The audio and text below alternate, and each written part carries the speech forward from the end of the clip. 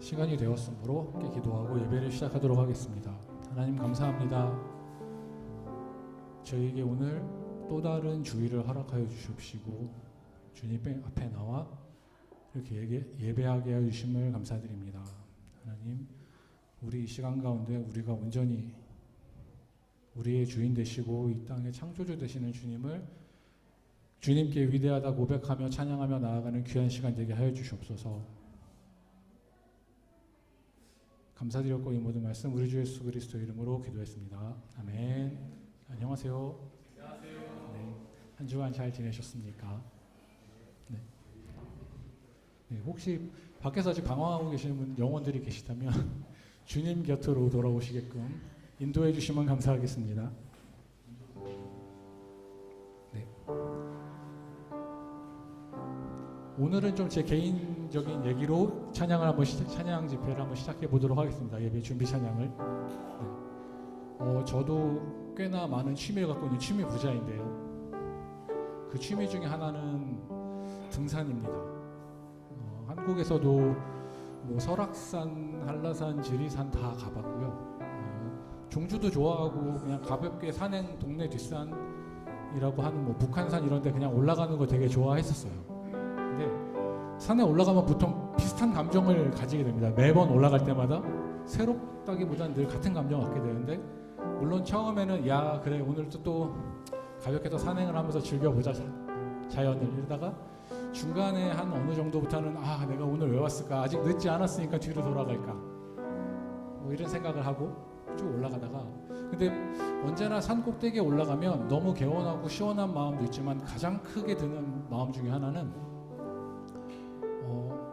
와 하나님은 정말 위대하시구나 라는 마음입니다. 그 산 위에 올라가서 밑에를 내려다보면 이 엄청나게 큰 산이라는 거 안에 내가 너무 작은 존재라고 느껴집니다. 근데 조금만 더 생각을 해보면 이 제가 올라다녔던 산들, 그리고 뭐 노르웨이 트레킹도 갔었는데 그거는 아주 작은 지역의 한 군데일 뿐이에요. 그 지도를 펼쳐서 보면 구글 맵스로 보면 이렇게 열심히 한참 들여다봐야지 안에 보일 만큼 작은 산이에요. 근데 그런 산조차도 나에겐 되게 크게 느껴지는 것입니다. 근데 그것을 그 산뿐만 아니라 그 한반도 혹은 다른 독일 땅보다 더 큰 지구라는 땅덩어리, 그리고 태양계, 그리고 우리 은하, 그리고 온 우주를 다 따지고 봤을 때 하나님이 만든 세상은 너무 크고 나는 너무 작은 존재이고, 그래서 그럴 때 저는 하나님 정말 위대하십니다라고 고백할 때가 있어요. 근데 저희가 살면서 그런 경우 말고는 하나님이 위대하다고 고백하는 경우가 별로 없는 것 같습니다. 뭐 저희 신앙의 문제일 수도 있겠지만, 근데 저희는 하나님 나를 보호해 주시고 나를 안아주시고 나와 함께 해주시고 나의 문제를 해결해 주시고 나와 동행하시고 나에게 비전을 보여주시고 이런 나 중심적인 생각은 많이 하지만, 하나님 당신은 정말 위대하십니다 이런 기도, 이런 찬양은 많이 못하게 되는 것 같아요. 왜냐하면 많이 와닿지 않을 수도 있기 때문이죠. 제가 이렇게 길게 얘기를 하는 이유는 오늘 저희가 그런 찬양을 준비했습니다. 오늘이 그런 날이고요. 이 순간이 아마 하나님께서는 우리에게 그런 고백을 받고 싶은 순간이실 수도 있을 것 같습니다. 우리 이 시간에 우리 하나님 위대하심을 고백하고 찬양하는 그런 시간이 되었으면 좋겠습니다. 아멘.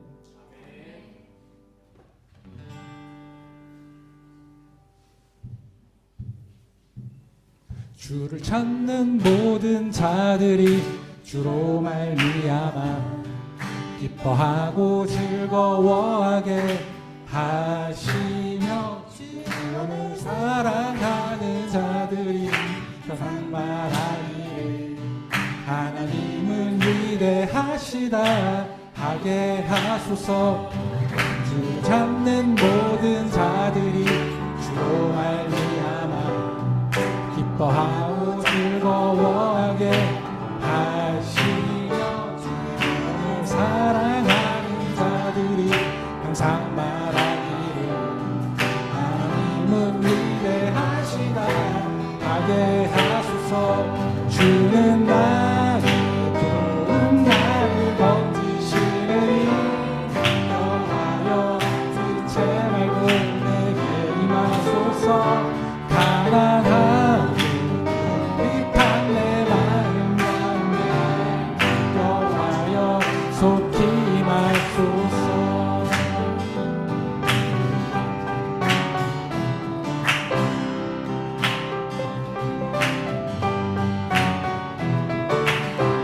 고백해 보겠습니다.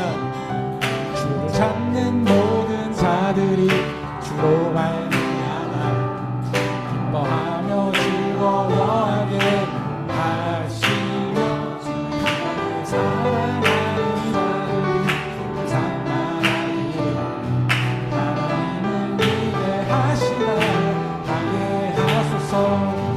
주를 찾는 모든 자들이 주로 말미암아 기뻐하고 즐거워하게 하시며 주를 사랑하는 자들이 상만하기를 하나님을 기대하시라 하게 하소서. 주는 나의 좋은 날을 건지시니 여호와여 지체 말고 내게 임하소서. 가난하고 비판 내 마음 가운데 여호와여 속히 임하소서. 주는 나의 나를 건지시니 여호와여 지체 말고 내게 임하소서. 가난한 비판 내 마음 가운데 여호와여 속히 임하소서.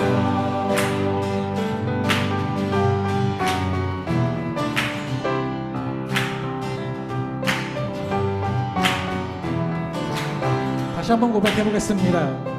주를 찾는 모든 자들이 주로 말미암아 기뻐하고 즐거워하게 하시며 사랑하는 자들이 상만하기를 하나님을 기대하시라 하게 하소서. 주는 나의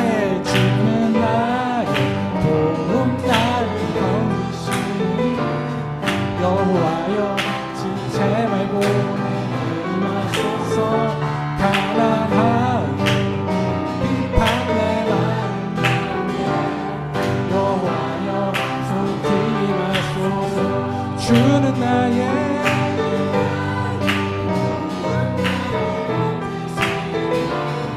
여호와여 지체 말고 내게 임하소서.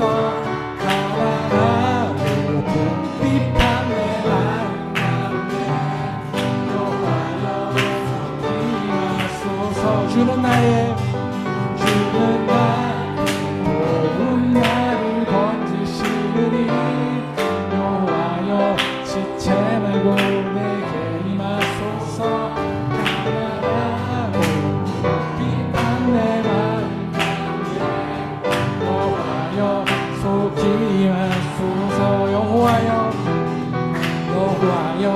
속히 임하소서. 여호와여 속히 임하소서.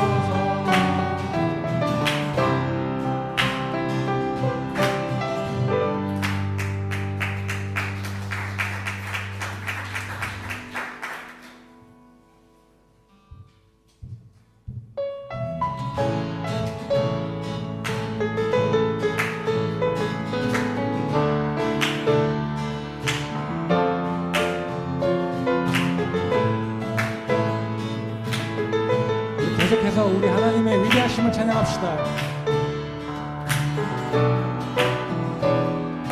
주 여호와는 영대하시니라. 그 거룩한 하나님 선에서 찬양할지어다.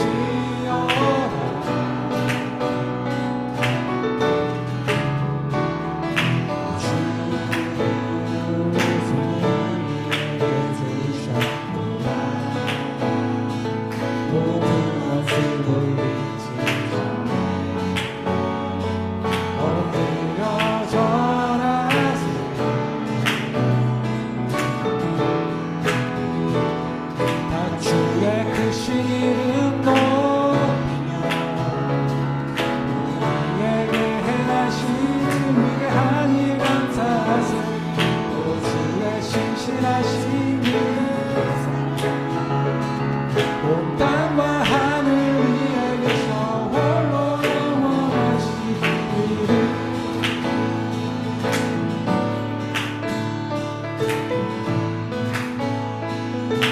다시 한번 고백하겠습니다. 주 여호와는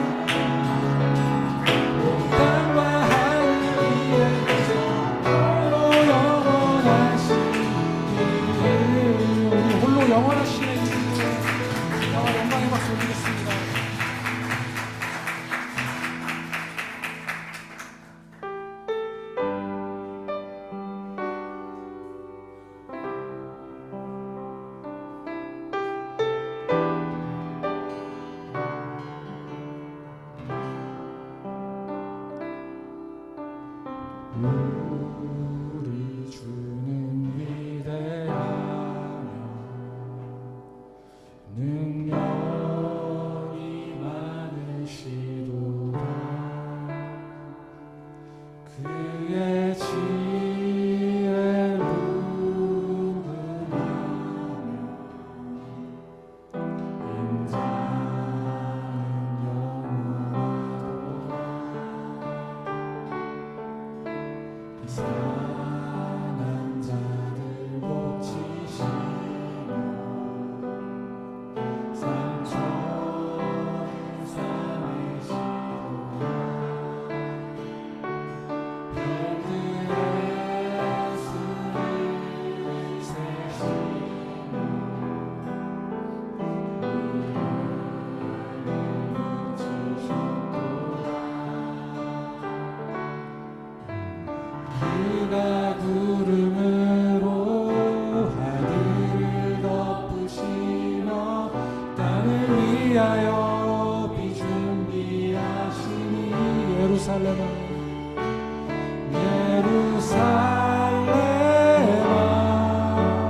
여호와를 찬송할지어다. 내 하나님을 감사함으로 그 앞에 나가며 주 임재 앞에 경배해.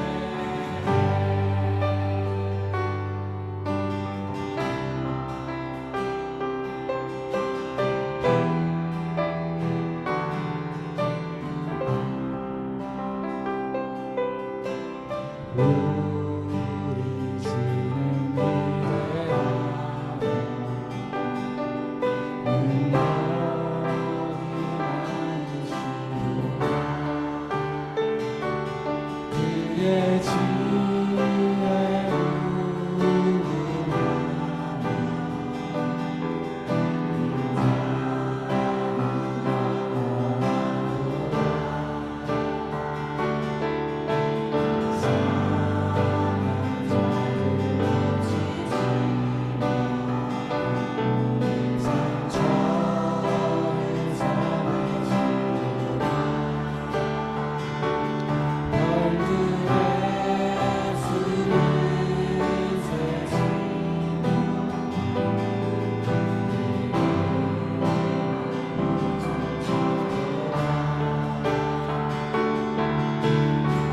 그가 구름으로 하늘을 덮으시며 땅을 위하여 비 준비하시니 그가 구름으로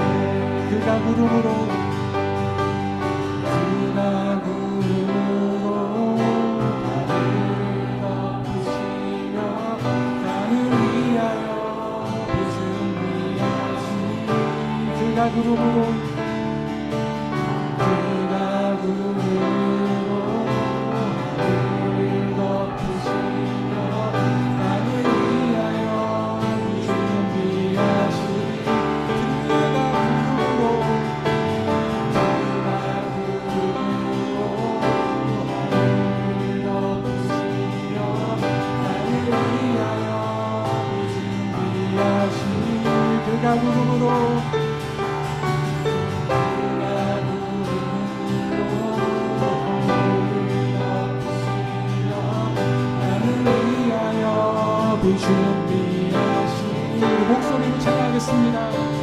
예루살렘아 여호와를 찬송할지어다. 내 하나님을 감사함으로 그 앞에 나가며 그 임재 앞에 경 예루살렘아 여호와를 찬송할지어다. 내 하나님을 감사함으로 그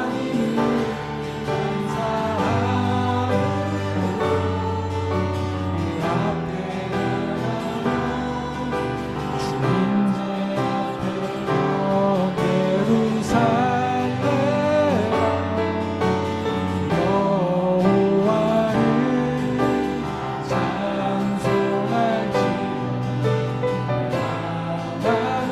경 예루살렘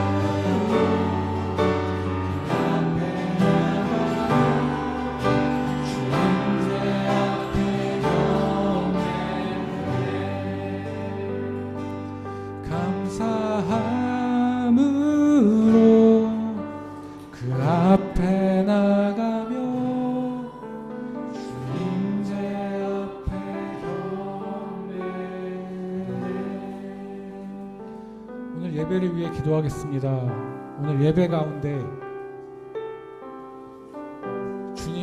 주님이심이 드러나고 주님의 그 위대하심이, 그 광대하심이 우리의 마음속으로 직접 와닿을 수 있는 그런 귀한 시간 되게 해달라고 함께 기도하겠습니다.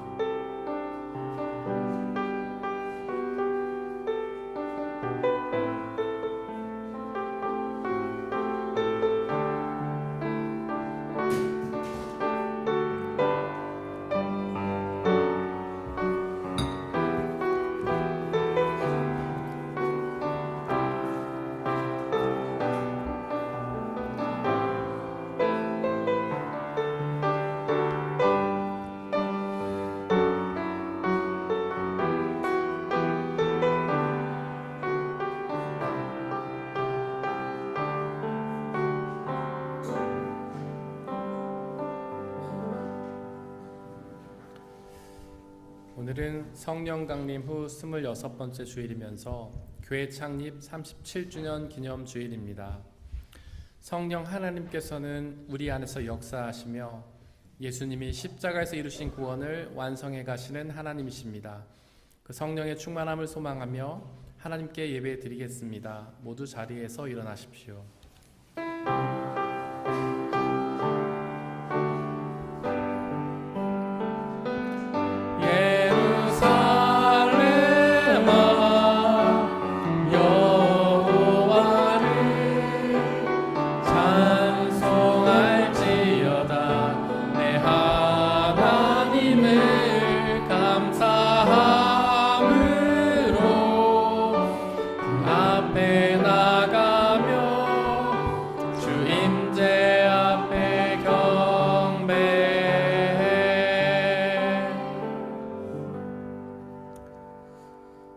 하나님, 나를 지켜주십시오. 내가 주님께로 비합니다. 나더러 주님에 대해 말하라면 하나님은 나의 주님, 주님을 떠나서는 내게 행복이 없다 하겠습니다. 땅에 사는 성도들에 관해 말하라면 성도들은 존귀한 사람이요 나의 기쁨이다 하겠습니다. 하나님은 영이시니 예배하는 자가 영과 진리로 예배할지니라. 아멘. 사도신경으로 우리의 신앙을 고백하겠습니다. 나는 전능하신 아버지 하나님, 천지의 창조주를 믿습니다. 나는 그의 유일하신 아들, 우리 주 예수 그리스도를 믿습니다. 그는 성령으로 잉태되어 동정녀 마리아에게서 나시고 본디오 빌라도에게 고난을 받아 십자가에 못 박혀 죽으시고 장사된 지 사흘 만에 죽은 자 가운데서 다시 살아나셨으며 하늘에 오르시어 전능하신 아버지 하나님 우편에 앉아 계시다가 거기로부터 살아있는 자와 죽은 자를 심판하러 오십니다. 나는 성령을 믿으며 거룩한 공교회와 성도의 교제와 죄를 용서받는 것과 몸의 부활과 영생을 믿습니다. 아멘.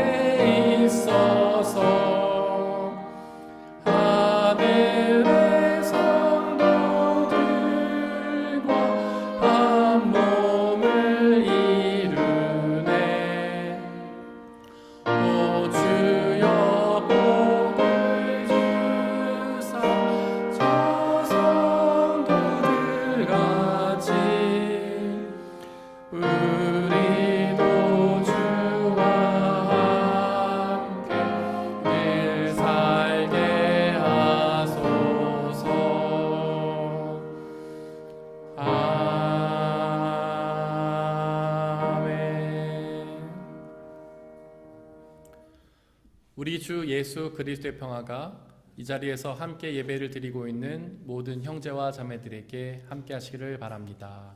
아멘. 우리 옆에 계신 분들과 서로 평화 인사를 나누고 자리에 앉겠습니다. 주의 평화가 함께 하시기를 바랍니다. 주의 평화가 함께 하시기를 바랍니다. 주의 평화가 함께 하시기를 바랍니다. 고명 집사님께서 우리를 대신해 기도해 주시겠습니다.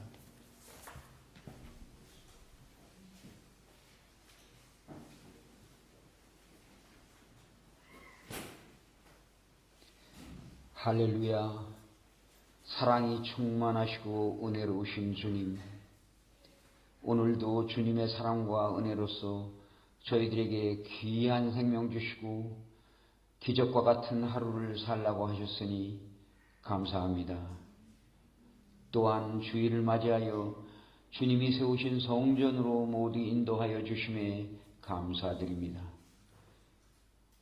오늘 여러 가지 사정으로 이 자리에 참석하지 못한 성도님들에게도 주님의 성령이 함께 하실 줄 믿습니다. 주님의 뜻이 있어 세우신 이 담스타트 중앙교회에 모인 성도님들이 주님을 찬양하며 주님의 지혜를 구하고 순종하며 따르는 저희들이 되게 하소서. 그리하여 이 교회가 성령이 충만하고 주님의 사랑으로 가득 차 그 사랑을 이웃에 전하고 모든 성도님들이 은혜 받는 교회 공동체가 되게 하소서. 또한 저희 교회에 많은 어린아이들이 자라고 있습니다. 그들이 주님의 사랑과 말씀으로 채워지고 성장하여 주님이 보시기에 기뻐하시는 건강한 믿음의 아이들로 성장토록 지켜주시고 인도하여 주소서. 특별히 오늘 주님의 말씀을 전하는 담임 목사님의 건강을 지켜주시고 성령 충만케 하시어 그 말씀을 통하여 교회에 참석하신 모든 성도님들과 이웃이 감동, 성령 충만케 하소서. 중앙교회 성도님들이 예수님의 사랑 안에서 예수님의 사랑을 믿고 그 사랑을 실천하는 공동체가 되기를 소망하며 이 모든 말씀 예수 그리스도의 이름으로 기도드렸습니다. 아멘.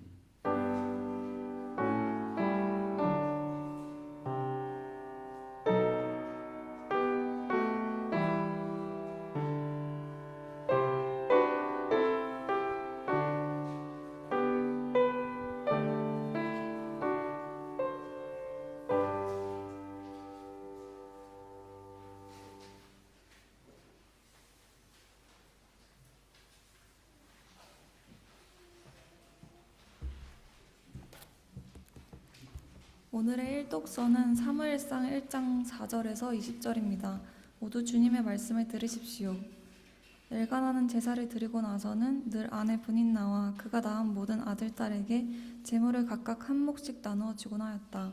그러나 한나에게는 2몫을 주었다. 비록 주님께서 한나의 태를 닫아 놓으셨지만 엘가나는 한나를 사랑하였다.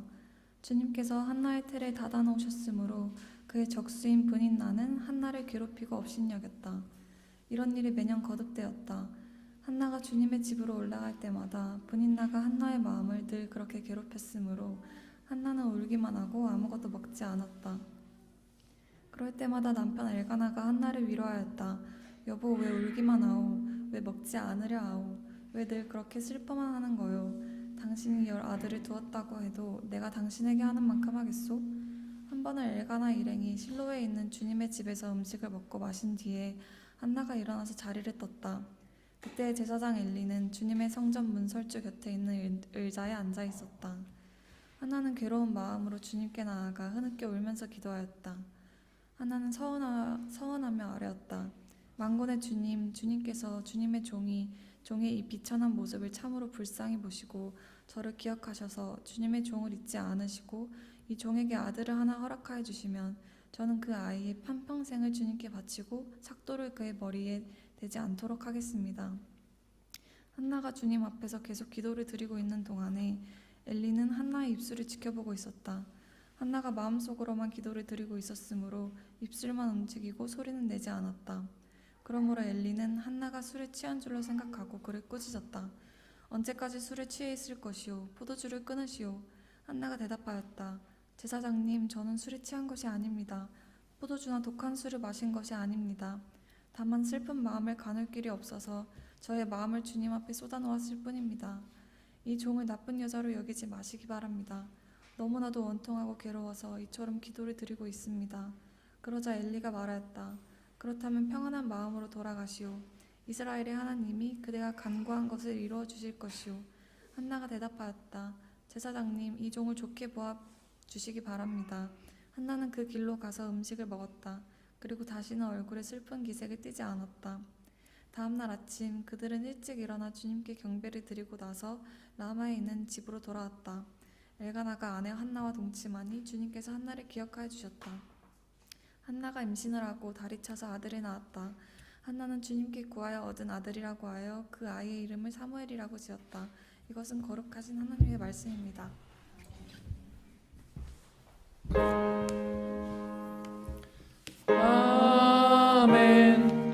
아멘.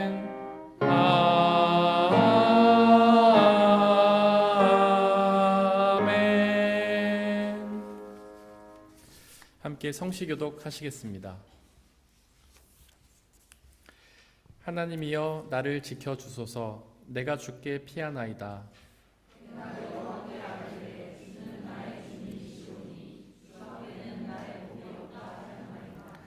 땅에 있는 성도들은 존귀한 자들이니 나의 모든 즐거움이 그들에게 있도다. 나는 그들이 드리는 피의 전제를 드리지 아니하며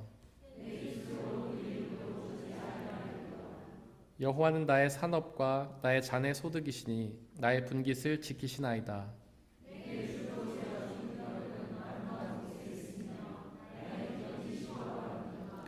나를 훈계하신 여호와를 송축할지라. 내가 여호와를 항상 내 앞에 모심이여 그가 나의 오른쪽에 계심으로 내가 흔들리지 아니하리로다. 아멘.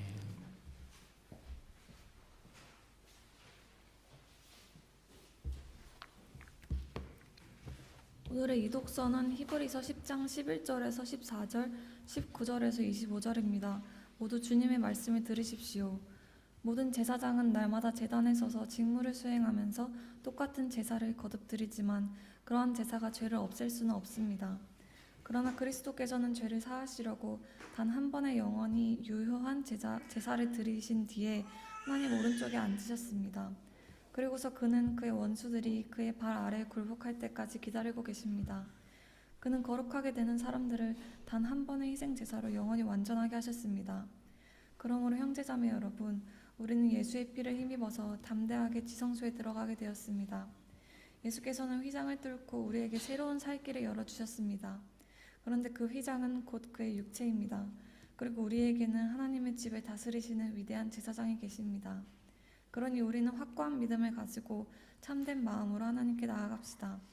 우리는 마음에다 예수의 피를 뿌려서 죄책감에서 벗어나고 맑은 물로 몸을 깨끗이 씻었습니다. 또 우리에게 약속하신 분은 신실하시니 우리는 흔들리지 말고 우리가 고백하는 그 소망을 굳게 지킵시다. 그리고 서로 마음을 써서 사랑과 선한 일을 하도록 격려합시다. 어떤 사람들의 습관처럼 우리는 모이기를 그만하지 말고 서로 격려하여 그 날이 가까워 오는 것을 볼수록 더욱 힘써 모입시다. 이것은 거룩하신 하나님의 말씀입니다. 오늘의 삼독서는 마가복음 13장 1절에서 8절입니다. 모두 주님의 말씀을 들으십시오. 예수께서 성전을 떠나가실 때에 제자들 가운데서 한 사람이 예수께 말하였다. 선생님 보십시오. 얼마나 굉장한 돌입니까? 얼마나 굉장한 건물들입니까? 예수께서 그에게 말씀하셨다. 너는 이 큰 건물들을 보고 있느냐? 여기에 돌 하나도 돌 위에 남지 않고 다 무너질 것이다. 예수께서 올리브산에서 성전을 마주보고 앉아 계실 때에 베드로와 야고보와 요한과 안드레가 따로 예수께 물었다. 우리에게 말씀해 주십시오. 이런 일이 언제 일어나겠습니까? 또 이런 일들이 이루어지려고 할 때에는 무슨 징조가 있겠습니까? 예수께서 그들에게 말씀하셨다. 누구에게도 속지 않도록 조심하여라. 많은 사람이 내 이름으로 와서는 내가 그리스도다 하면서 많은 사람을 속일 것이다. 또 너희는 여기저기에서 전쟁이 일어난 소식과 전쟁이 일어날 것이라는 소문을 듣게 되어도 놀라지 말아라. 이런 일이 반드시 일어나야 한다. 그러나 아직 끝은 아니다. 민족과 민족이 맞서 일어나고 나라와 나라가 맞서 일어날 것이며 지진이 곳곳에서 일어나고 기근이 들 것이다. 이런 일들은 진통의 시작이다. 이것은 거룩하신 하나님의 말씀입니다.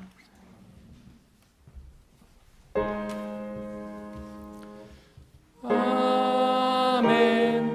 아멘.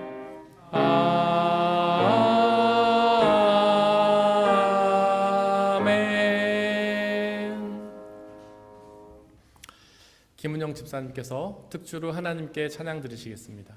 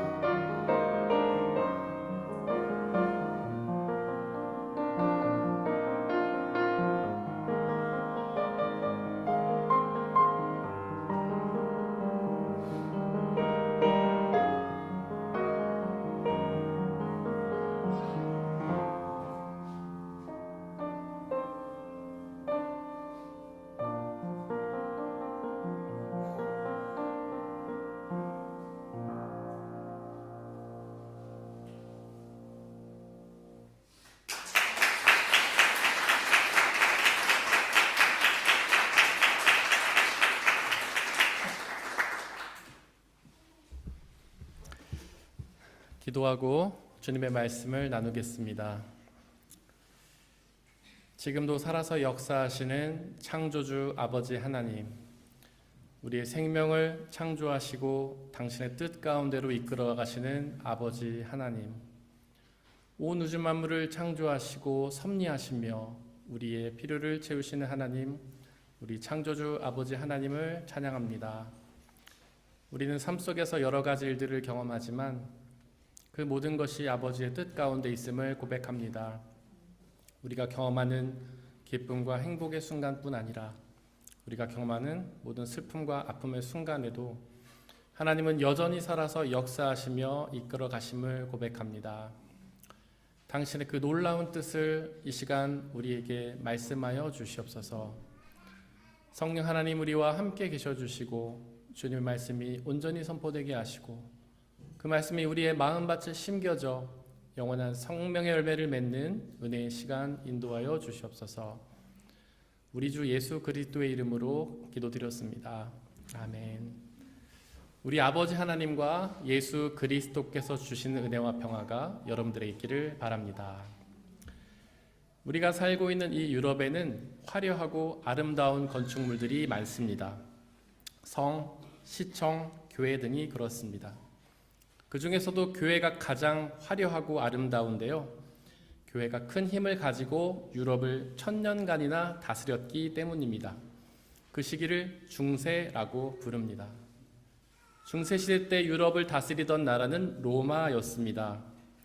로마는 원래 황제를 숭배하던 나라였는데요. 하지만 AD 392년에 테오도시우스 황제에 의해 기독교가 국교로 정해졌습니다. 그때부터 로마는 더 이상 황제를 숭배하는 나라가 아니라 예수 그리스도를 믿는 나라가 되었습니다. 그때부터 교회는 급성장하였고 유럽 전체에 퍼지게 되었습니다. 그러면서 교회의 힘이 황제의 힘보다 더욱 강해지게 되었습니다. 바로 그 시기에 교회가 가진 힘을 자랑하기 위해 교회를 화려하고 아름답게 지었던 것입니다. 이렇게 힘을 가진 세력들이 그 힘을 과시하기 위해 건축물을 짓는 일은 역사 속에서 계속 반복되었습니다. 이집트도 힘을 가졌을 때 피라미드를 지었고요. 중국도 힘을 가졌을 때 만리장성을 쌓았습니다. 이스라엘도 마찬가지였습니다. 이스라엘 역사상 가장 큰 힘을 자랑하던 다윗 시대에 다윗은 성전을 지으려 했습니다. 비록 하나님이 허락치 않으셔서 그의 아들 솔로몬이 성전을 짓기는 했지만요. 그렇게 솔로몬이 지은 성전이 바로 예루살렘 성전이었습니다. 그 성전은 굉장히 화려하고 크게 지어졌습니다. 그 성전이 얼마나 큰지 예루살렘 면적의 총 6분의 1을 차지할 정도였죠. 또한 그 성전이 얼마나 화려한지 각종 금은 보화로 치장했다고 합니다. 어쩌면 그 성전은 사람의 힘이 아니라 하나님을 믿는 믿음을 자랑하는 건물이라 할 수 있을 겁니다. 하나님을 사랑하는 마음으로 하나님께 최고의 선물을 드리기 위해 성전을 지은 거라 말할 수도 있겠죠. 하지만 정작 하나님은 그 성전을 짓는 것을 그렇게 기뻐하지 않으셨습니다. 왜냐하면 하나님은 성전 안에 갇혀 계신 분이 아니라 어디에나 존재하는 분이시기 때문이죠. 또한 다윗이 성전을 지으려던 이유가 단지 하나님을 위해서는 아니었기 때문입니다. 사실 다윗은 자신의 힘을 과시하기 위해 그 성전을 지으려 한 것이기 때문이죠. 혹시 우리에게도 그와 비슷한 마음이 있는 것은 아닐까요? 마치 다윗이 성전을 지어 자신의 힘을 자랑하려 하듯이 우리도 하나님께 뭔가 대단한 것을 드리면서 사실은 우리의 힘을 과시하려는 그런 마음 말입니다. 오늘의 삼독서 마가복음 13장에서 예수님은 제자들과 함께 바로 그 예루살렘 성전에 방문하셨습니다. 1절에 보니까 한 제자가 그 성전을 보고 이렇게 말했습니다. 선생님 보십시오. 이 얼마나 굉장한 돌입니까? 이 얼마나 굉장한 건물들입니까? 그 제자는 성전의 화려함과 그 규모를 보고 감탄했던 것입니다. 그리고 그 감탄은 그 그 성전을 지은 사람에 대한 찬사이기도 했었죠. 하지만 예수님은 2절에서 그 성전이 돌 하나도 돌 위에 남지 않고 다 무너질 것이다 라고 말씀하셨는데요. 사람의 힘이 아무리 막강하다 하더라도 결국은 무너진다는 말씀입니다. 그렇습니다. 예수님 말씀처럼 그 성전은 다 무너지게 될 것입니다. 사실 그 말씀은 이미 구약시대 때 성취되었습니다. 솔로몬이 지었던 성전이 이미 바벨론에 의해 파괴가 되었습니다. 수르바벨에 의해 재건이 되고 헤롯에 의해 증축이 되었지만 또다시 로마에 의해 파괴가 되었습니다. 즉 예수님과 제자들이 보았던 그 성전이 얼마 지나지 않아서 파괴되었던 것이죠.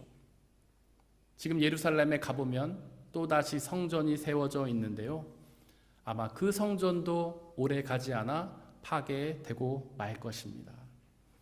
즉 사람들이 자신의 힘을 자랑하기 위해 세운 것들은 결국 언젠가는 무너지게 되는 것이죠.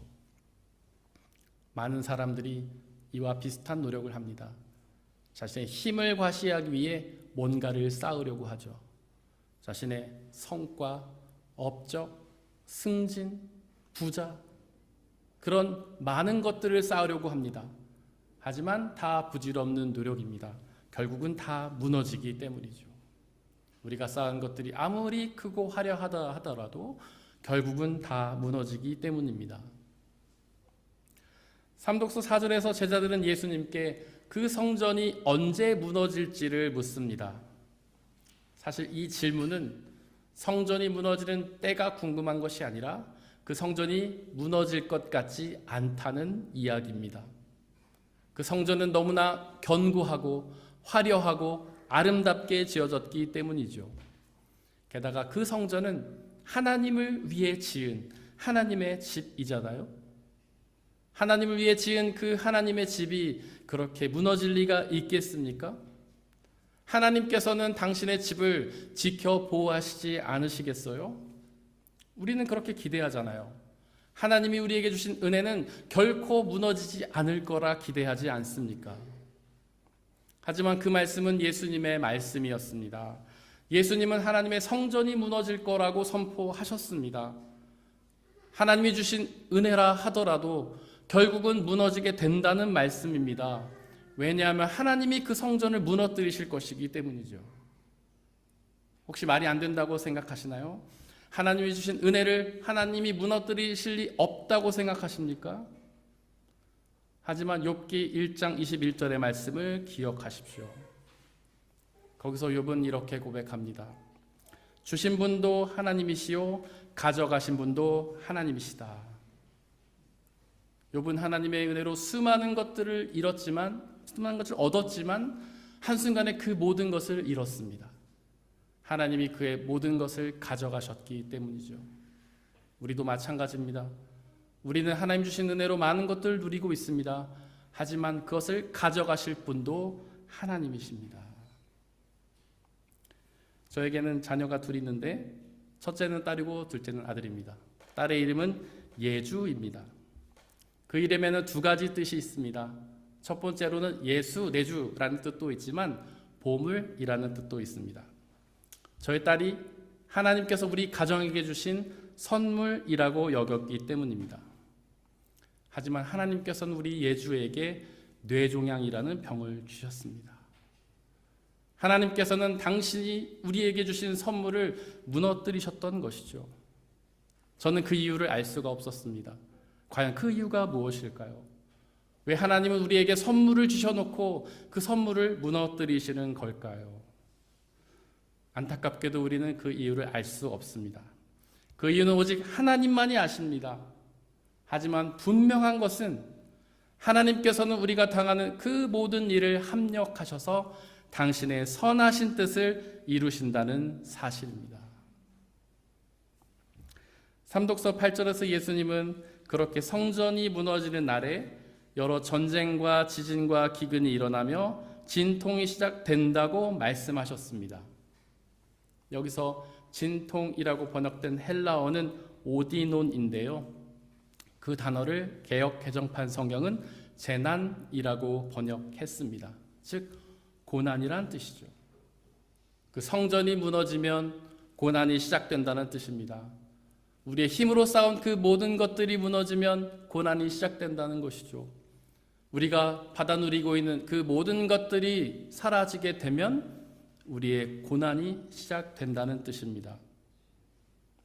또한 그 진통이라고 번역된 헬라어 오디논을 공동 번역 성경은 고통이라고 번역했습니다. 한번 생각해 보십시오.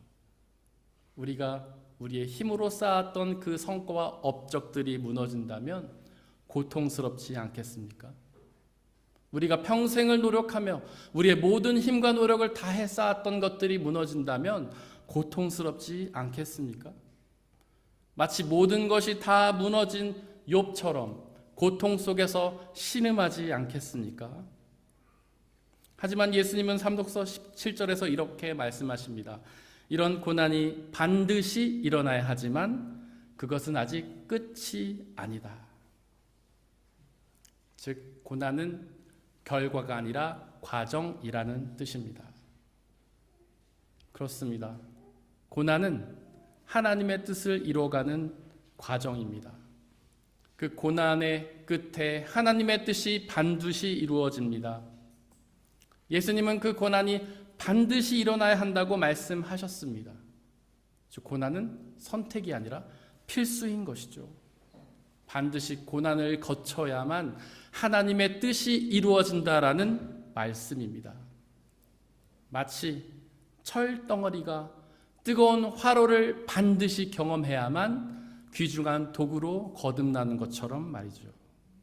우리의 삶도 하나님의 고난을 반드시 경험해야만 하나님의 열매로 거듭나게 되는 것입니다. 과연 하나님은 그 고난을 통하여 어떤 역사를 이루실까요? 하나님은 그 고난 가운데 합력하셔서 과연 무슨 뜻을 이루려 하시는 걸까요?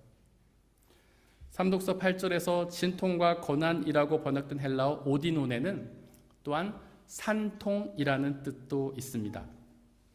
즉 하나님이 주시는 고난이 산통이라는 뜻이죠. 산통이 무엇인가요? 여성들이 아이를 낳기 위해 경험하는 고통이잖아요. 그 산통이라는 고통을 겪고 나면 생명이 탄생하잖아요. 즉 하나님이 우리에게 주시는 그 고난을 경험하고 나면 영원한 생명의 열매가 맺어지게 되는 것입니다. 바로 그 증거가 있습니다. 예수 그리스도라는 증거죠. 그분은 십자가의 고난을 통과한 끝에 영원한 생명을 이루셨잖아요. 우리도 그렇게 될 것입니다. 주님이 주시는 고난이라는 산통을 겪으면 영원한 생명을 얻게 될 것입니다. 사실 산통은 아주 고통스럽습니다. 남자인 저는 아직 산통을 직접 경험해 보지 못했지만 아내를 보면서 간접적으로 경험했습니다. 그 고통은 마치 죽는 것 같은 고통이라고 합니다. 어떤 남성분들은 산통을 겪는 것보다 군대 가는 게 더 힘들 거라고 말하는데요. 산통은 잠깐이지만 군대의 고통은 길다고 착각하기 때문입니다. 하지만 그렇지 않습니다. 산통이 훨씬 더 고통스럽습니다. 사실 산통은 아기가 태어나는 그 순간에만 경험하는 것은 아니기 때문이죠. 산통은 여성으로 태어나는 그 순간부터 평생 동안 경험하는 것이기 때문입니다.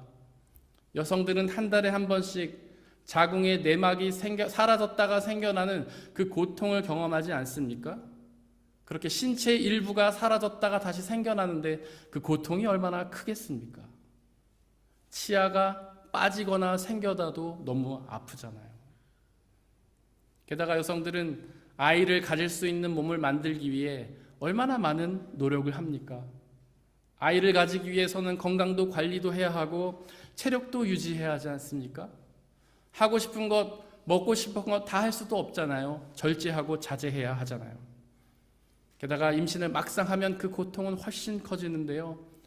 가장 먼저 입덧의 고통을 경험하지 않습니까? 먹고 싶은 것도 못 먹고 먹으면 탈이 나는 고통을 경험하잖아요. 또한 임신의 주기가 지나갈수록 몸이 무거워져서 많이 걷지도 못하고 오래 서 있지도 못하잖아요. 허리가 아파서 잠도 제대로 못 자잖아요. 그리고 아이를 낳는 그 순간에는 온몸의 뼈가 다 벌어지는 엄청난 고통을 당하지 않습니까? 거기서 끝인가요? 아기가 나오면 자신의 모든 에너지를 다 쏟아부어 아기를 위한 젖을 만들어내지 않습니까? 제 아내는 젖을 먹일 때 머리카락이 다 빠지고 살이 완전히 빠지더군요. 자신의 몸을 다 갈아 넣어 아이를 위한 젖을 만들어내는 것입니다. 거기서 끝인가요? 육아의 고통은 또 얼마나 큰 것입니까? 이렇게 산통이 고통스러운 것이라고 해서 여성들이 피합니까? 그렇지 않습니다. 물론 그 산통을 피하려는 여성들도 있겠지만 대부분은 그 고통을 기꺼이 감수합니다. 산통의 고통보다도 생명의 기쁨이 훨씬 더 큰 것이기 때문입니다. 아내가 둘째를 갖고 싶다고 했을 때 저는 무척 놀랐습니다. 첫째를 낳을 때 제 아내는 큰 산통을 겪었기 때문이죠. 12시간 동안 산통을 했습니다. 게다가 무통주사도 맞지 않아서 아주 큰 고통을 겪었죠. 그래서 저는 둘째는 낳지 않겠다 말할 줄 알았습니다. 하지만 아내는 둘째를 원했습니다. 그 이유는 산통의 고통보다도 생명의 기쁨이 더욱 크기 때문입니다. 산통의 고통의 끝에 생명이라는 참된 기쁨을 누리기 때문이죠. 혹시 고난이 두려우신가요? 피하기를 원하십니까? 하지만 그 고난의 끝에 얻게 될 영원한 생명의 기쁨을 기억하시기를 바랍니다.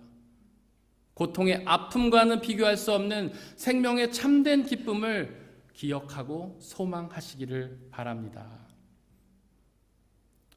오늘은 하나님께서 우리 교회를 이 땅에 세우신 지 37주년이 되는 교회 창립 기념 주일입니다.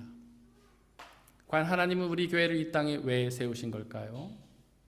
그 이유는 이 독서 히브리서 10장 25절이 선포하는 것처럼 함께 모여서 서로를 격려케 하시기 위함입니다.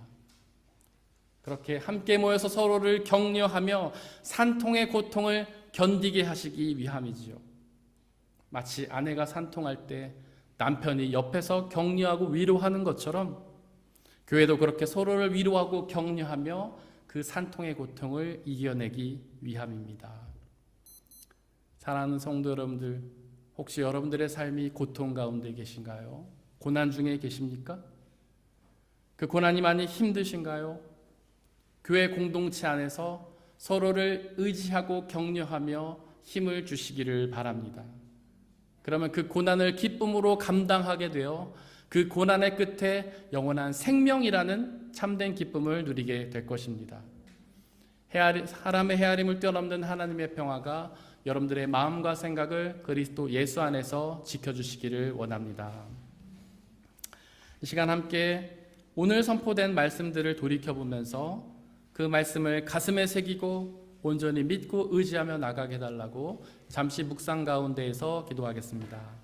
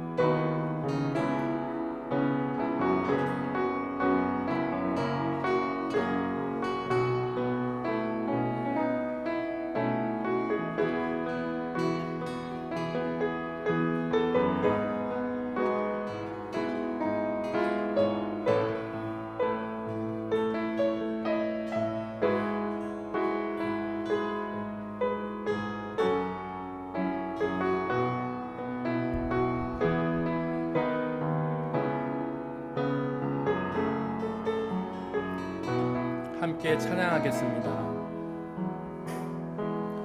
안개 속에서 주님을 보내 아무도 없을 것 같던 그곳에서 손 내미셔서 나를 붙드네 길을 곳으로 전하던 그곳에서 주 말씀하시네 손잡으라고 내가 곧 길이요 진리 생명이니 나 그 길을 보내 주 예비하신 곳 다른 길로 돌아서지 않으리 예수의 길 그 좁은 길 나는 건네 주 손잡고 그 무엇도 두렵지 않네 주님 주신 약속 내게 있으니 세상의 길 그 험한 길 승리하네 성령으로 그 무엇도 바라지 않네 저 하늘에 내 소망 이 안개 속에서 주님을 보내 안개 속에서 주님을 보내 아무도 없을 것 같던 그곳에서 손 내미셔서 나를 붙드네 길 잃고 쓰러져 가던 그곳에서 주 말씀하시네 내 손 잡으라고 내가 곧 길이요 진리 생명이니 나 그 길을 보내 주 예비하신 곳 다른 길로 돌아서지 않으리 예수의 길 그 좁은 길 나는 건네 주 손잡고 그 무엇도 두렵지 않네 주님 주신 약속 내게 있으니 세상의 길 그 험한 길 승리하네 성령으로 그 무엇도 바라지 않네 저 하늘에 내 소망 있으니 우리를 죄에서 구원하여서 하나님 나라에서 영원한 생명을 주시기 위해 예수님께서는 먼저 그 고난의 길로 가셨습니다. 십자가의 고난의 끝에 죽음을 당하셨습니다. 하지만 예수는 부활하셔서 영원한 생명을 이루셨습니다. 그 예수님은 우리를 그 고난의 길로 초대하십니다. 나를 따르려거든 자기를 부인하고 자기 십자가를 지고 가라고 우리를 고난으로 부르십니다. 비록 고난은 고통스러운 것이지만 그 고난은 산통과 같은 것입니다. 그 고난의 끝에 영원한 생명을 얻을 것입니다. 우리 그 길을 먼저 가신 예수 그리스도의 손을 붙잡고 그 길을 담대히 걸어 그 길의 끝에 주님이 얻으신 그 부활의 영원한 생명을 얻게 해달라고, 주님 늘 동행하시며 우리의 손을 붙잡고 우리를 힘을 주시며 격려해달라고, 우리의 교회 공동체가 함께 손을 붙잡고 그 길을 걷게 해달라고 이 시간 함께 기도하겠습니다. 우리 주 예수 그리스도여, 우리를 구원하시기 위해 십자가를 지신 당신의 그 십자가 사건을 기억합니다. 우리를 위해 영원한 생명을 이루시기 위해 그 큰 고난을 감당하신 예수 그리스도를 믿으며 의지합니다. 주님의 부르심에 응답하겠습니다. 십자가로 부르시는 당신의 그 부르심에 응답하겠습니다. 그 두려운 고난, 힘든 고난을 기쁨으로 감당하겠습니다. 예수 그리스도와 이웃들을 사랑하며 살아가겠습니다. 나 자신만을 위하며 나 자신의 편안함과 안락함을 위해 살지 않고 하나님을 위해, 예수 그리스도를 위해 우리의 삶을 헌신하겠습니다. 그 길은 고난의 길이지만 기쁨으로 감당하겠습니다. 주님, 그 길의 끝에 영원한 생명이 있음을 우리에게 기억하게 하소서. 우리의 손을 붙잡고 그 길을 함께 걸어 주옵소서. 성령 하나님을 통하여 우리를 위로하시고 우리에게 힘을 주옵소서. 교회 공동체를 통해 서로를 격려하며 서로에게 힘을 북돋아주며 그 길을 걷게 하여 주옵소서. 비록 우리의 교회가 부족하고 열악한 사람들의 모임이지만 서로 힘을 모아 하나님 그 길을 걸을 때 그 길의 끝에 완주하여서 그 길의 끝에 있는 영원한 생명을 얻어 누릴 수 있는 놀라운 은혜와 축복 우리에게 허락하여 주옵소서. 보혜사 성령 하나님 우리와 함께 계시며 우리를 지켜 보호해 주시고 우리에게 그 길을 끝까지 걸을 수 있는 힘과 은혜를 허락하여 주옵소서. 예수의 길, 고난의 길, 그 길을 끝까지 걸어가며 길의 끝에 있는 영원한 생명마다 누릴 수 있는 귀한 은혜를 우리에게 허락하여 주시옵소서.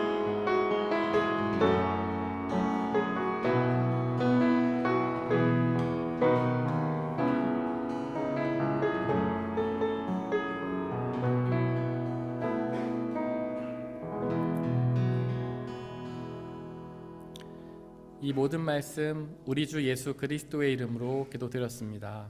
아멘. 주님이 가르치신 기도로 함께 기도하겠습니다. 하늘에 계신 우리 아버지, 아버지의 이름을 거룩하게 하시며 아버지의 나라가 오게 하시며 아버지의 뜻이 하늘에서와 같이 땅에서도 이루어지게 하소서. 오늘 우리에게 일용할 양식을 주시고 우리가 우리에게 잘못한 사람을 용서하여 준 것 같이 우리 죄를 용서하여 주시고 우리를 시험에 빠지지 않게 하시고 악에서 구하소서.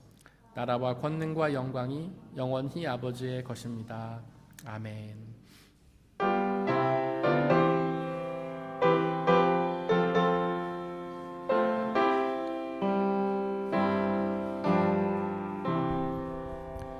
내 주 예수 주신 은혜 한없건만 내 주 앞에 이 적은 것 다 드리니 주 예수여 내 정성을 받으소서.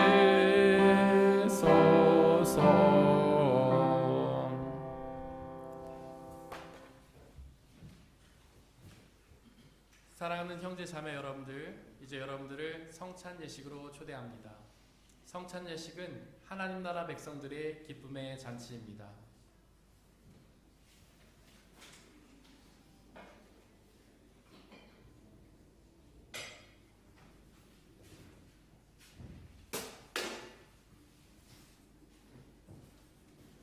우리 주 예수 그리스도께서 잡히시던 날 밤에 제자들을 모으시고는 빵을 떼사 하늘을 우러러 감사를 드리신 후에 제자들에게 나눠주시며 말씀하시기를 받아 먹으라. 이것은 너에게 주는 내 몸이니라. 이것을 행하여 나를 기억하라.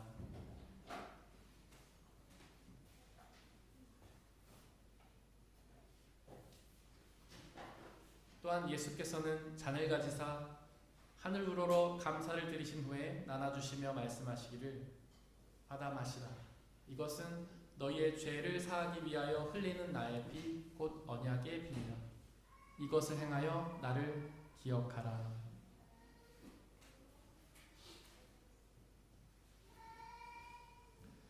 우리의 아버지 되신 하나님, 이 시간 간절히 기도하오니 당신이 애우신 성령 하나님을 이 빵과 포도주에 보내주시사 우리가 이것을 먹고 마실 때마다 주께서 살아계셔서 우리와 함께 계심을 기억하고 믿게 하여 주옵소서. 또한 이 예수 그리스도라는 한 빵과 포도주를 나눠 먹는 모든 사람들이 주님 안에서 한 형제요 자매임을 기억하고 믿게 하여 주옵소서. 또한 주님이 다시 오시는 그날까지 이 성찬을 행하며 그날에 이루어질 하나님의 나라와 영원한 생명을 소망하게 하여 주옵소서. 지금 우리 주님께서는 저와 여러분들을 주님의 식탁으로 초대하십니다. 우리 함께 주님의 몸과 피를 먹고 마시도록 하겠습니다. 성찬에 참여하기를 원하시는 분들은 자리에서 일어나 주십시오.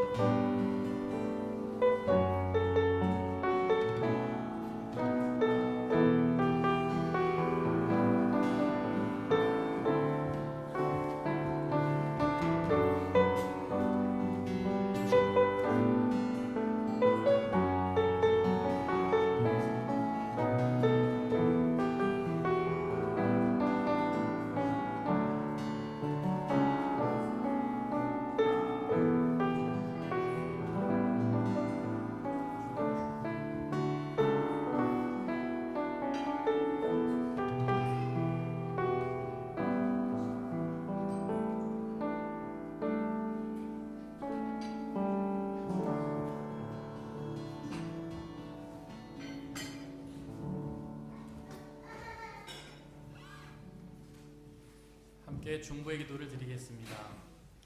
오늘은 특별히 우리 교회가 이 땅에 세워진 지 37주년이 되는 창립 기념 주일입니다. 우리 교회를 위해서 기도하겠습니다. 처음부터 지금까지 우리 교회를 함께 하신 하나님께서 앞으로도 영원까지 함께 계시며 우리의 교회를 통해 복음이 온전히 선포되고 성례전이 온전히 집례되며 주님의 믿는 사람들을 위하여 하나님의 은혜를 전하는 그 교회가 되게 해달라고, 하나님의 이 땅에 세워진 하나님 나라로서 하나님의 사랑과 은혜가 넘쳐나는 교회가 되게 해달라고 우리 교회를 위해서 함께 중보의 기도를 드리겠습니다.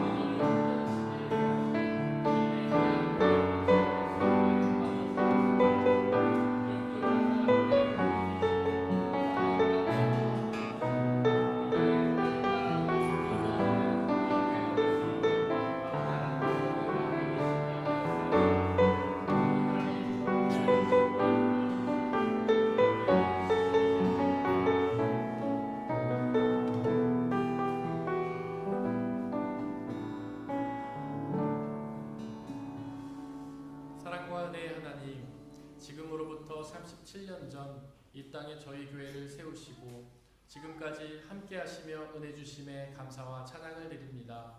지금부터 영원까지 함께 계시며 놀라운 은혜와 축복으로 함께하여 주시옵소서.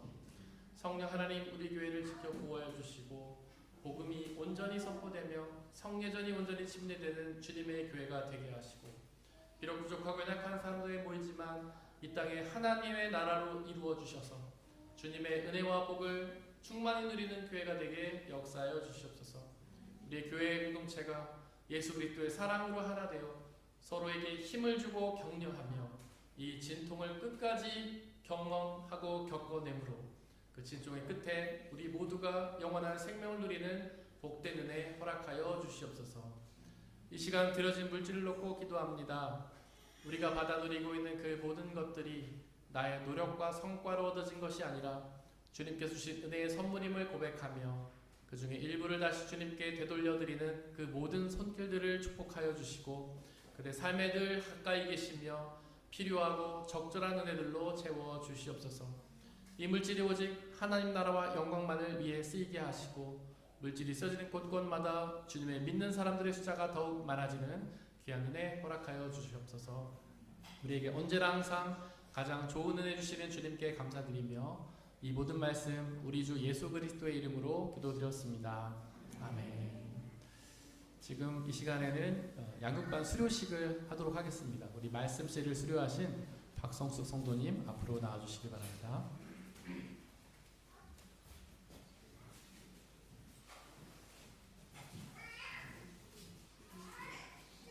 수료증 이름 박성숙 성도, 양육과정 말씀시, 멘토 서민경 집사.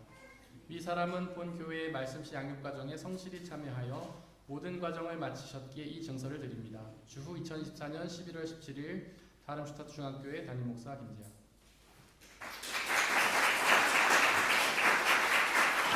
교회 준비한 축가를 전달하겠습니다.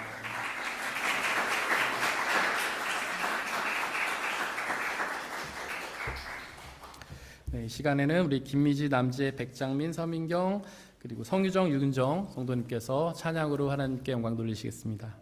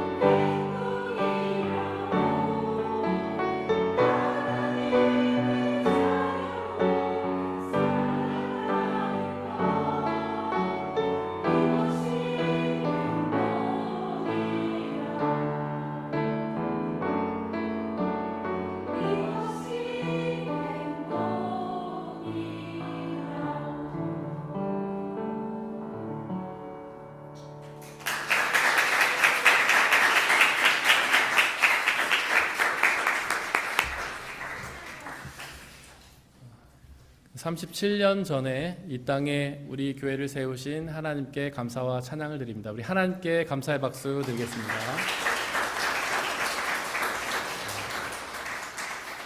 그리고 예수님의 이름으로 예배에 참석하신 모든 분들을 진심으로 환영합니다.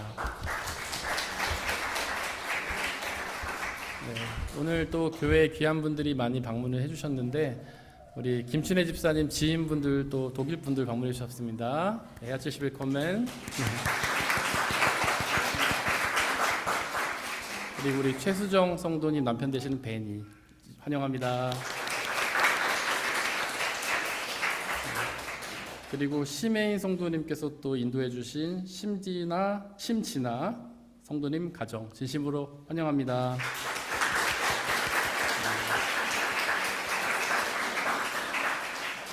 그 다음에 공문경 형제님께서 인도해 주신 이대원 형제님. 네. 그리고 또 공문경 형제님께서 인도해 주신 김여원 형제님 맞아요? 예, 형제님 환영합니다. 네. 또 저기 주보에 있는 말씀 먼저 같이 읽겠습니다. 주보 맨 뒷면에 보시면 말씀이 2개가 있는데 위에 있는 말씀 지난주 한 주 동안 묵상했던 말씀입니다. 함께 읽겠습니다. 시작. 마지막으로 형제 자매 여러분, 무엇이든지 참된 것과 무엇이든지 경건한 것과 무엇이든지 옳은 것과 무엇이든 순결한 것과 무엇이든 사랑스러운 것과 무엇이든지 명예로운 것과 또 덕이 되고 칭찬할 만한 것이면 이 모든 것을 생각하십시오. 빌립보서 4장 8절 말씀. 아멘. 우리 앞으로 한 주 동안 묵상해야 될 말씀 함께 읽겠습니다. 시작.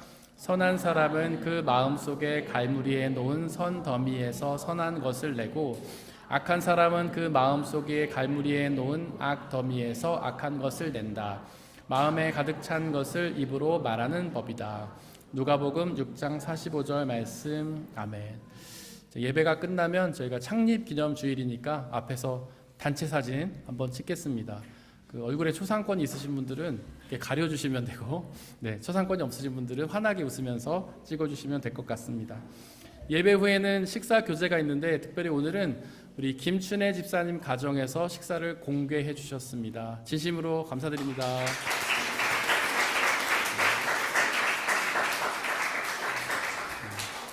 공개했다는 말이 좀 어렵게 생각되는 분도 계실 것 같은데 쉽게 말하면 쏜다는 뜻입니다. 집사님께서 식사를 쏘십니다. 그리고 저희가 김치가 준비되어 있는데 이 김치는 불가리아에서 온 김치입니다.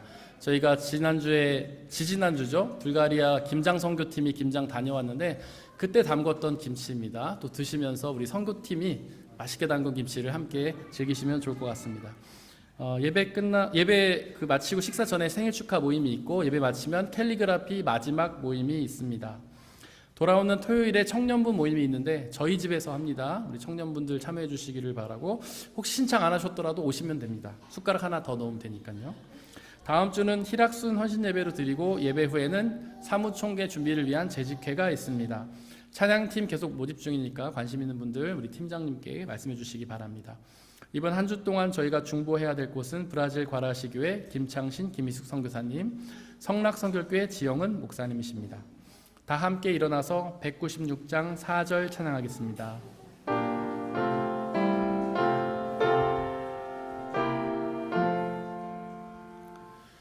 성령의 은사를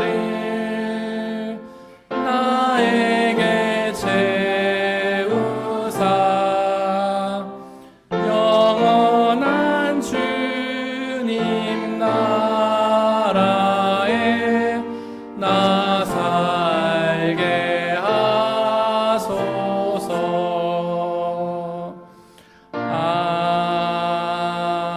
아멘.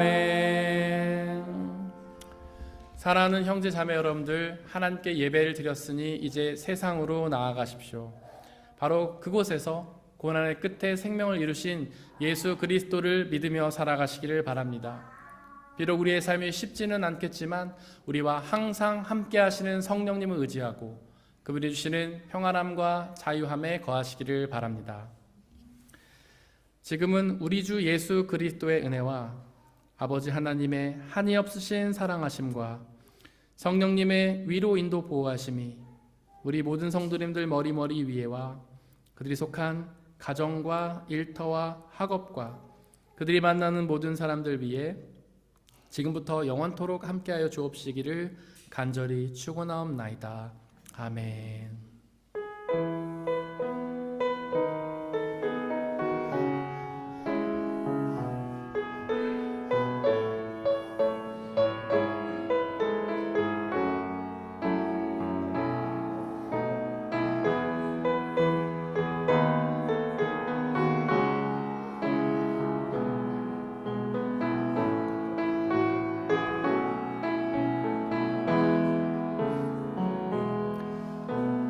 선한 힘을 고요히 감사하여